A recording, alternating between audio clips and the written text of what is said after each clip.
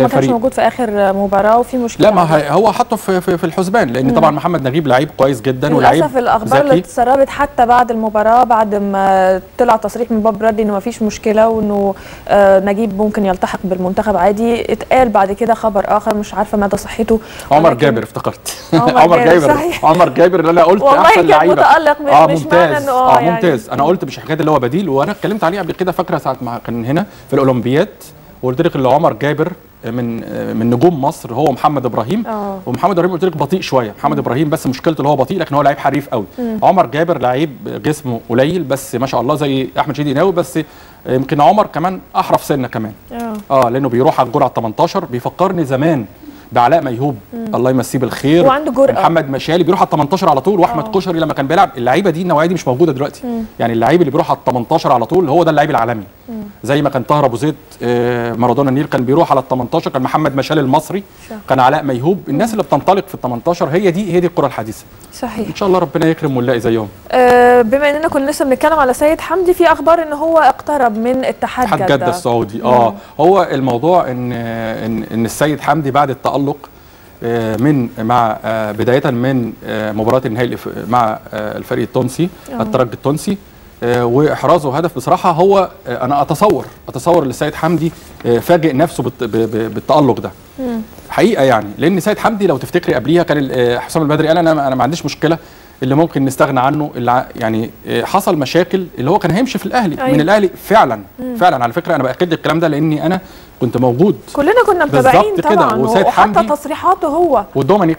لما جيت فاكره ساعه ما حضرتك سالتيني قلت لك دومينيك ده ماشي ومع سيد حمدي لانه مصمم. وقلت لك عماد متعب كمان اللي خلص خالص، اللي عماد متعب ما لعبش كوره بعد يعني جوازه او قل مستواه جدا. عماد هيكمل في الاهلي، واتمنى بقى هو دي بتاعته هو.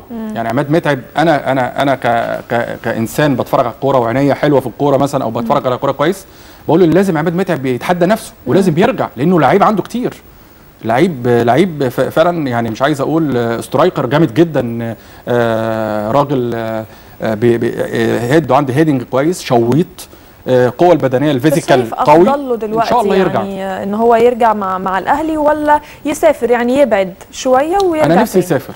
انا عماد متعب بالذات انا نفسي يسافر، بس ما لعبش في دوري عربي. ما هو هو ده المتاح دلوقتي. يعني معلش حتى لو هو ده المتاح، ما انا لو تفتكر حضرتك وبقول الكلام ده تاني على مسؤوليتي، اختبار الرجوله للاعب المصري الاحتراف الاوروبي، مش الاحتراف الخليجي او السعودي، اختبار الرجوله.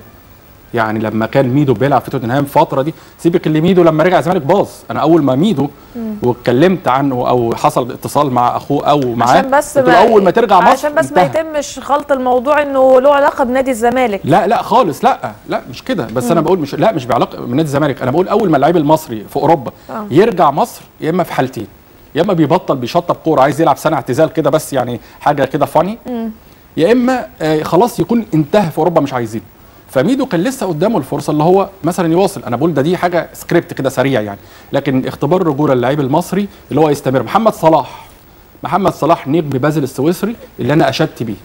محمد صلاح جاي له عقد وعروض، 3 عروض من البوندوس ليجا في المانيا، لكن النادي السويسري بازل عايز فيه مبلغ كبير. دي نمره واحد. تاني حاجه بيقولوا انت لعبت 3 شهور بس يا محمد، ما ينفعش. ده محمد صلاح بازل السويسري ما رضوش. النني برضه هيروح، ومحمد النني هيقضي فتره اعاشه بعد مباراه غانا ان شاء الله، فتره اعاشه. بس هو كده مش هيحضر مباراه كوت ديفوار؟ والله لا هيحضر. هو ممكن يروح يوم 15، يعني ممكن يطلع من المعسكر، لان المعسكر ده هيبقى في دبي. هيبقى يوم 14 الماتش الثاني مع الكوت ديفوار، والاولاني يوم 10 مع غانا زي ما حضرتك عارفه. وهم اللي هيسافروا 8 فيرجعوا 15. هو ممكن يطلع من دبي. زيمبابوي يوم 22 على زيمبابوي يوم اعتقد 26 مارس. لا 22 مارس 22 او 26. لا 22 مارس. ده لو كان هيتلعب، يعني لو في الحركات اللي بيعملوها دي لو ما انسحبوش البرجوازيه الامبرياليه، لو مش هيكملوا يبقى هينسحبوا. وفي الحاله دي على فكره النقط بتاعت زيمبابوي هتروح لكل فرق المجموعه تتوزع. واحنا مصر عندنا فرصه، عندنا ميزه تنافسيه عاليه جدا. اذا بنتكلم بلغه الاقتصاد، احنا عندنا كسبين مباراه بره القاهره او بره مصر، وفي مباراه على ارضنا. فهيبقى المباريات بالنسبه لنا هيبقى احنا متصدر المجموعه بالظبط كده، فاحنا عندنا فرصتنا اعلى لو في حاله زيمبابوي، لان زيمبابوي كده هيبقى 6 نقاط وهتتوزع على فرق المجموعه، وبالتالي مصر هتكون فرصتها اعلى باذن الله. طيب عبال ما نحضر المسجز على الفيسبوك معانا كده بعض المانشيتات. ازمه بين الاهلي والمنتخب، مجدي طلبه بيقول نشارك بالدوليين في مهرجان عبد الله الشريده. تعقيبك سريعا